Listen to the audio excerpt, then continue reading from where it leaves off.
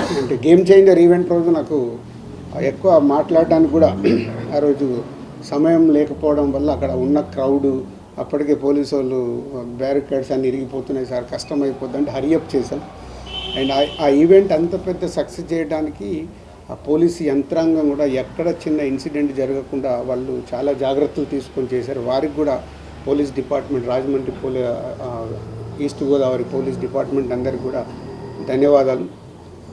So పోతే ఇందాక RNC చెప్పిన దానికి నాలో ఎనర్జీ తెచ్చుకోవడానికి ఒక వ్యక్తి కారణం, ఆయననే ఇన్స్పిరేషన్గా తీసుకున్నా. ఈజ్ ఓన్లీ పవన్ కళ్యాణ్ గారు. ఎందుకంటే పవన్ కళ్యాణ్ గారిని నేను తొలి ప్రేమ దగ్గర నుంచి ఒక 25 years జర్నీ, ఆ జర్నీలో మనకు తెలుసు ఒక 12 years బ్యాక్ కళ్యాణ్ గారు పీక్లో గబ్బర్ సింగ్, అత్తారింటికి గారది అలాంటి సూపర్ హిట్ల టైంలో పాలిటిక్స్లోకి వెళ్తున్నారు.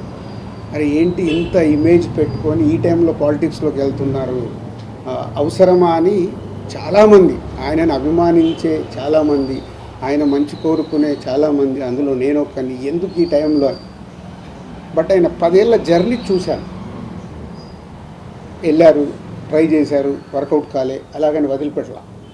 వచ్చారు, మళ్ళీ సినిమాలు చేశారు, మళ్ళీ వెళ్ళారు, మళ్ళీ ట్రై చేశారు. ఫస్ట్ ఆంధ్రప్రదేశ్ తెలంగాణ విడిపోయినప్పుడు ఉమ్మడిగా వచ్చి వాళ్ళు గవర్నమెంట్కి సపోర్ట్ చేస్తూ ఉన్నారు. సెకండ్ టైము రాలేదు. అంటే ఒక 10 years ఆయన జర్నీ చూశాను.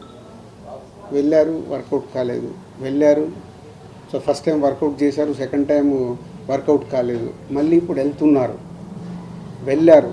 ఏంటి అని ఒక ఎగ్జైట్మెంట్లో ఆయన విజయం, కూటమిలో 21 seats గెలిచినప్పుడు ఆయన విజయం కనిపించింది. ఈజ్ ద గేమ్ చేంజర్ లాగా కనిపించాడు.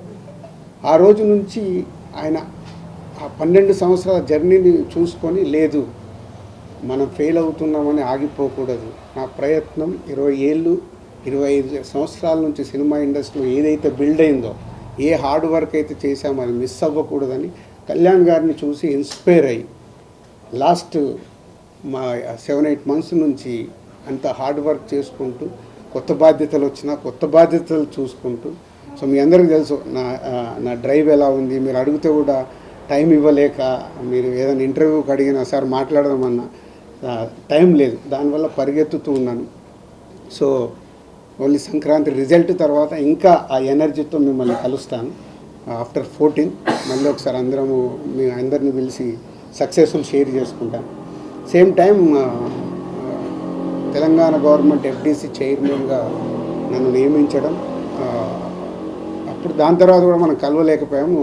18th చార్జ్ తీసుకొని నేను US వెళ్ళడము, యూఎస్కి వెళ్ళి వచ్చిన తర్వాత రకరకాల ఇన్సిడెంట్లు మళ్ళీ దిగి చూసుకోవడం, గవర్నమెంట్కి ఇండస్ట్రీ మధ్యలో జాగ్రత్తగా సీఎం గారు ఏదైతే కోరుకున్నారో అది చేయటానికి ముందడుగు వేసి చేయడం, ఇలాంటివి జరిగాయి.